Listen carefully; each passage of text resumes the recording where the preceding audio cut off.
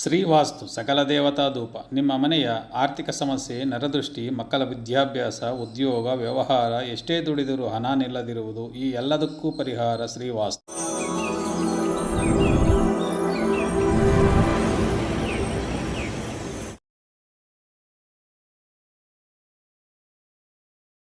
Media ಪ್ರೇಕ್ಷಕ ಮಹಾಶಯರಿಗೆಲ್ಲರಿಗೂ ನನ್ನ ವಂದನೆಗಳು. ನನ್ನ ಹೆಸರು ಬಂದು ಡಿ ಜಿ ರವಿಕುಮಾರ್. ನಾನು ಗುರು ಪರಂಪರೆಯಿಂದ ವಿದ್ಯೆ ಕಲಿತು ಇವತ್ತು ನಾನು ವೈದ್ಯ ಮಾಡ್ತಾ ಬರ್ತಾ ಇದ್ದೀನಿ. ಯಾವುದೇ ಸಮಸ್ಯೆ ಇದ್ದರೂ ಅಂದರೆ ದೀರ್ಘಕಾಲಿಕ ಸಮಸ್ಯೆಗಳು ಯಾವುದಾದ್ರೂ ಇದ್ದರೆ ಕೆಳಗಡೆ ಬರ್ತಾ ಇರ್ತಕ್ಕಂಥ ನಂಬರ್ಗೆ ಕಾಲ್ ಮಾಡ್ಬೋದು. ಅಕಸ್ಮಾತ್ ಇಲ್ಲ ನಮ್ಮದು ಸಣ್ಣಪ್ಪನ ಸಮಸ್ಯೆಗಳಿದ್ದಾವೆ, ನಾವು ರೈತರು, ನಾವು ಹಳ್ಳಿಗಳಲ್ಲಿ ಇರ್ತಕ್ಕಂಥವರು ಅಂತ ಯಾರಾದರೂ ಇದ್ದರೆ ನಾವು ತೋರಿಸ್ತಕ್ಕಂಥ ಗಿಡಮೂಲಿಕೆಗಳು ಏನಿದಾವೋ ಅವುಗಳನ್ನ ನಿಮಗೆ ನೀವು ಮಾಡ್ಕೊಳ್ತಕ್ಕಂಥ ಒಂದು ಯೋಗಗಳನ್ನು ನಾವು ಹೇಳ್ತಾ ಬರ್ತಾಯಿದ್ವಿ. ಇವತ್ತಿನ ಸಮಸ್ಯೆ ಏನಪ್ಪ ಅಂತಂದರೆ ಶತಾವರಿ. ನೋಡಿದು ಈ ಗಿಡದ ಹೆಸರು ಬಂದು ಶತಾವರಿ ಅಂತ ಕರಿತೀವಿ. ನಮ್ಮ ಕನ್ನಡದಲ್ಲಿ ಸ್ವಚ್ಛ ಕನ್ನಡದಲ್ಲಿ ಕರಿಬೇಕಾದ್ರೆ ಹಲವು ಮಕ್ಕಳ ತಾಯಿ ಅಂತ ಕರಿತೀವಿ. ಹಲವು ಮಕ್ಕಳ ತಾಯಿ ಅಂತಂದರೆ ಅದಕ್ಕೆ ಅರ್ಥ ಮಾಡ್ಕೊಳ್ಳಿ, ಎಷ್ಟರ ಮಟ್ಟಿಗೆ ನಮ್ಮ ದೇಹವನ್ನು ಶುದ್ಧಿ ಮಾಡಿ ಮಕ್ಕಳು ಎಷ್ಟು ಜನ ಮಕ್ಕಳನ್ನ ಬೇಕಾದರೂ ಕೊಡ್ತಕ್ಕಂಥ ಫಲ ಇದೆ ಅಂತ ಹಲವು ಮಕ್ಕಳ ತಾಯಿ ಅಂತ ಹೆಸರಿರೋದಕ್ಕೆ. ಅದು ಹೆಣ್ಣು ಮಕ್ಕಳಾಗ್ಬೋದು, ಗಂಡು ಮಕ್ಕಳಾಗ್ಬೋದು, ಯಾರು ಬೇಕಾದರೂ ತಗೋಬೋದು. ಕಾರಣ ಏನು ಅಂತಂದರೆ ಅಷ್ಟು ಗರ್ಭ ಶೋಧಿಸೋದ್ರಿಂದ ಹಿಡಿದು ನರಗಳ ವೀಕ್ನೆಸ್ ಇರ್ತಕ್ಕಂಥ ಸಮಸ್ಯೆಗಳಾಗ್ಬೋದು, ಪ್ರತಿಯೊಂದನ್ನು ಸರಿ ಮಾಡಿಕೊಳ್ತಕ್ಕಂಥ ಗುಣ ಈ ಒಂದು ಮೂಲಿಕೆಯಲ್ಲಿದೆ. ಈಗ ಏನಂತಂದರೆ ಈಗ ನೋಡಿ, ಗಂಡು ಮಕ್ಕಳಲ್ಲಿ ವೀರ್ಯ ಕಣಗಳು ಕಡಿಮೆ ಇರ್ತದೆ. ವೀರ್ಯ ಕಣಗಳು ಸಮೃದ್ಧಿಯಾಗಿ ಇಲ್ಲದೆ ಮ್ಯಾಕ್ಸಿಮಮ್ 10%, ಕೆಲವ್ರಿಗಂತೂ 0 ಇರ್ತದೆ. ಇದಕ್ಕೆ ಕಾರಣ ಏನಂದರೆ ಮದುವೆಗೆ ಮೊದಲು ನಾವು ಮಾಡ್ಕೊಳ್ತಕ್ಕಂಥ ಹಸ್ತ ಪ್ರಯೋಗಗಳಿದ್ದಾವಲ್ಲ, ಕೈಯಾಗಿ ಹೊಡ್ಕೊಳ್ತಕ್ಕಂಥ ಒಂದು ಕೆಟ್ಟ ಅಭ್ಯಾಸದಿಂದ ದೇಹದಲ್ಲಿ ವೀರ್ಯ ಕಣಗಳು ಕಡಿಮೆ ಆಗಿಬಿಟ್ಟಿರ್ತದೆ. ಆ ವೀರ್ಯ ಕಣಗಳು ಕಮ್ಮಿ ಆದಾಗ ಅಲ್ಲಿ ಸ್ಪರ್ಮ್ ಕೌಂಟ್ ಅನ್ನೋದು ಬರೋದಿಲ್ಲ. ಆವಾಗ ಮಕ್ಕಳಾಗದೆ, ಗರ್ಭ ನಿಲ್ಲದೆ, ಗರ್ಭದೋಷಗಳು ಅಂತ ಕೆಲವರು ಏನು ಮಾಡ್ತಾರೆ, ಹೆಣ್ಣು ಮಕ್ಕಳ ಮೇಲೆ ಗೂಬೆ ಕೂರಿಸ್ತಾ ಇರ್ತಾರೆ. ಗಂಡು ನಾವು ಚೆನ್ನಾಗೇ ಇದ್ದೀವಿ, ಆದರೆ ಹೆಣ್ಣು ಮಕ್ಕಳಿಗೆ ಮಕ್ಕಳಾಗ್ತಾ ಇಲ್ಲ ಅಂತ. ಅದು ತಪ್ಪು. ಫಸ್ಟು 100ಕ್ಕೆ 100% ಫಸ್ಟು ಬರ್ತಕ್ಕಂಥ ಸಮಸ್ಯೆ ಏನಂದರೆ ಗಂಡು ಮಕ್ಕಳಲ್ಲಿ ವೀರ್ಯ ಕಣಗಳು ಸಮೃದ್ಧಿಯಾಗಿದ್ದು ಅದರಲ್ಲಿ ಆ್ಯಕ್ಟಿವ್ ಸೆಲ್ಸ್ ಅಂತ ಕರೀತಾರೆ, ಅಂದರೆ ಜೀವಕಣಗಳು ಅಂತ ಕರೀತಾರೆ. ಆ ಜೀವಕಣಗಳು ಸಮೃದ್ಧಿಯಾಗಿದ್ದಾಗ ಯಾವುದೇ ಒಂದು ಸಮಸ್ಯೆ ಇರೋದಿಲ್ಲ. ಹಂಗೂ ಮಕ್ಕಳಾಗದೇ ಇದ್ದಾಗ ಹೆಣ್ಣು ಮಕ್ಕಳಲ್ಲಿ ಋತು ಸಮಸ್ಯೆಗಳಾಗಬಹುದು, ಅಥವಾ PCOD ಪ್ರಾಬ್ಲಮ್ ಅಂತ ಕರೀತಾರೆ, ಗರ್ಭದಲ್ಲಿರ್ತಕ್ಕಂಥ ಇನ್ಫೆಕ್ಷನ್, ಆ ಸಮಸ್ಯೆಗಳಾಗ್ಬೋದು. ಅಂಥ ಸಮಸ್ಯೆಗಳಿದ್ದಾಗ ಈ ರೀತಿ ಕೆಲವು ಸಮಸ್ಯೆಗಳಿಗೆ ಗರ್ಭ ಶೋಧನೆ ಅಂತ ಅವರು ಮಾಡ್ಕೋಬೋದು. ಮಾಡಿಕೊಂಡಾಗ ಮಕ್ಕಳು ಕಂಪಲ್ಸರಿ ಆಗ್ತಾ ಬರ್ತವೆ.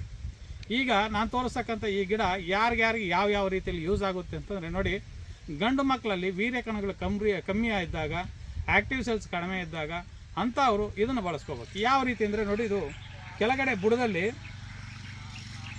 ಒಂದು ಮ್ಯಾಕ್ಸಿಮಮ್ 1.5 ಅಡಿ 2 ಅಡಿ ಅಗದ್ವಿ ಅಂದ್ಕೊಳ್ಳಿ. ಹಾಗಾದರೆ ಕನಿಷ್ಠ ಅಂದರೆ ಒಂದು 100 ಗಡ್ಡೆಗಳು ಒಳಗಡೆ ಸಿಗ್ತವೆ. ಒಂಥರ ಬೆಟ್ಟು ಗಾತ್ರದಲ್ಲಿ, ಅದಕ್ಕಿಂತ ಸ್ವಲ್ಪ ದೊಡ್ಡದು, ಆ ರೀತಿಯಲ್ಲಿ ಉದ್ದ ಒಂದು ಮೊಳದಿಂದ 2 ಮೊಳ 3 ಮೊಳದವರೆಗೂ ತುಂಬ ಹಳೆ ಗಿಡ ಇದ್ದಾಗ 3 ಮೊಳದವರೆಗೂ ಕೂಡ ಸಿಗ್ತದೆ. ಅದೇ ಹೊಸ ಗಿಡ ಇದ್ದಾಗ ಒಂದು ಬೆಟ್ಟು ಗಾತ್ರ, ಒಂದು ಬೆಟ್ಟು ಉದ್ದ 2 ಇಂಚು 3 ಇಂಚು ಈ ರೀತಿ ಬೆಳೀತಾ ಇರ್ತದೆ. ಅಂಥ ಒಂದು ಸಮಸ್ಯೆ ಇರ್ತಕ್ಕಂಥವ್ರು ಏನು ಮಾಡ್ಬೇಕಂದ್ರೆ ಇದನ್ನು ಅಗದಿಬೇಕು. ಅಗದ್ಬಿಟ್ಟು ಪೂರ್ತಿ ತೆಗೆದುಬಿಟ್ಟು ಆ ಗಡ್ಡೆಗಳೆಲ್ಲ ತಗೊಂಡು ಅದನ್ನು ತುಂಬ ಇದಾಗಿ ಮಾಡ್ಕೋಬೋದು. ಒಣಗಿಸಿದ್ರೆ ಇದು ನಮ್ಮ ಕೈ ಸಿಗಲ್ಲ, ಒಂಥರ ಒಳಗಡೆ ಟೊಳ್ಳು ಬಂದುಬಿಡ್ತದೆ. ಆವಾಗ ನಾವೇನು ಮಾಡಬೇಕು ಅಂತಂದರೆ ಕುಟ್ಟುಬಿಟ್ಟು ರಸ ತಗೊಂಬಿಟ್ಟು ಪ್ರತಿನಿತ್ಯ ಹಾಲ್ಗೆ ಹಾಕ್ಕೊಂಡು ಕುಡಿತಾ ಬರ್ಬೋದು. ಅಕಸ್ಮಾತ್ ಆಗಿಲ್ಲ, ಒಣಗಿಸ್ಕೊತೀವಿ ಅನ್ನಂಗಿದ್ರೆ ಡ್ರೈ ಮಾಡ್ಕೋಬೇಕು, ಇಮಿಡಿಯೇಟ್ಲಿ ಎತ್ತಿಕ್ಕೋಬೇಕು. ಇಲ್ಲಾಂದರೆ ಅದು ಒಳಗಡೆ ಟೊಳ್ಳಾಗ್ಬಿಡ್ತದೆ.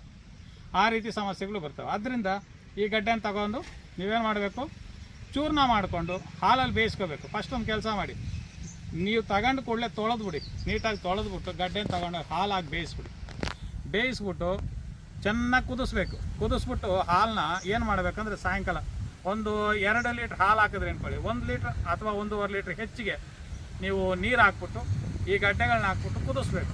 ಮ್ಯಾಕ್ಸಿಮಮ್ 2 ಲೀಟ್ರ್ 1.5 ಲೀಟ್ರ್ ಹಾಲು ಉಳಿಯೋವರೆಗೂ ಚೆನ್ನಾಗಿ ಕಾಯಿಸ್ಬಿಟ್ಟು ಅದಕ್ಕೆ ಹಾಕ್ಬಿಟ್ಟು ಅದನ್ನು ಸಪ್ರೇಟಾಗಿ ಇಟ್ಕೊಂಡು ಬೆಳಗ್ಗೆ ಏನು ಮಾಡ್ತೀರಾ, ಅದನ್ನು ಬೆಣ್ಣೆ ತಗೊಂಡು ಅದನ್ನು ತುಪ್ಪ ಮಾಡಿಕೊಂಡು ನೀವು ಹಾಲಿಗೆ ಬೆರೆಸ್ಕೊಂಡು ತಗೋಬೋದು, ಊಟಕ್ಕೆ ಬೆರೆಸ್ಕೊಂಡು ತಗೋಬೋದು.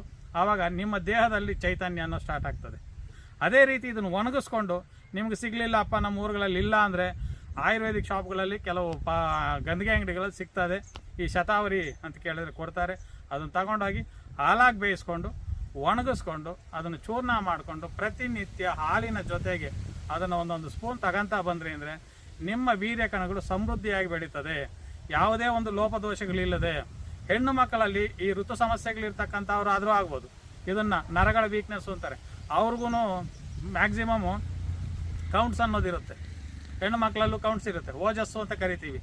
ಗಂಡು ಮಕ್ಕಳಲ್ಲಿ ಬಂದರೆ ರಜಸ್ಸು, ಇದರಲ್ಲಿ ಬಂದರೆ ಓಜಸ್ಸು ಅಂತ ಕರಿತೀವಿ. ಅದನ್ನು ಏನು ಮಾಡ್ತೀವಿ ಅಂತಂದರೆ ಆ ಒಂದು ಸಮಸ್ಯೆ ಇರ್ತಕ್ಕಂಥವ್ರು ಈ ಒಂದು ಹಾಲಿನ ಜೊತೆಗೆ ಈ ಪೌಡ್ರನ್ನ ಚೂರ್ನ ತಗೊಂತ ಬಂದರೆ ಕಂಪಲ್ಸರಿ ಆ ಸಮಸ್ಯೆನೂ ನಿಮಗೆ ಆ PCOD ಸಮಸ್ಯೆ ಆಗ್ಬೋದು, ಅಥವಾ ಗರ್ಭಕೋಶ ಇನ್ಫೆಕ್ಷನ್ ಆಗ್ಬೋದು, ಅಥವಾ ಸಮಯಕ್ಕೆ ತಕ್ಕಂತೆ ಗರ್ಭ ಧರಿಸದೇ ಇರತಕ್ಕಂಥವ್ರು ಮಾಸ ಪ್ರಕ್ರಿಯೆ ಅಂತ ಕರಿತೀವಿ, ಅದು ಇಲ್ಲದೇ ಇರೋರು ಆಗ್ಬೋದು. ಈ ಸಮಸ್ಯೆಗಳಿರ್ತಕ್ಕಂಥವ್ರು ಇದನ್ನು ಬಳಸ್ಕೊಂಬಂದರೆ ಕಂಪಲ್ಸರಿ 100% ನಿಮ್ಮ ಸಮಸ್ಯೆಗಳು ಬಗೆಹರಿತವೆ.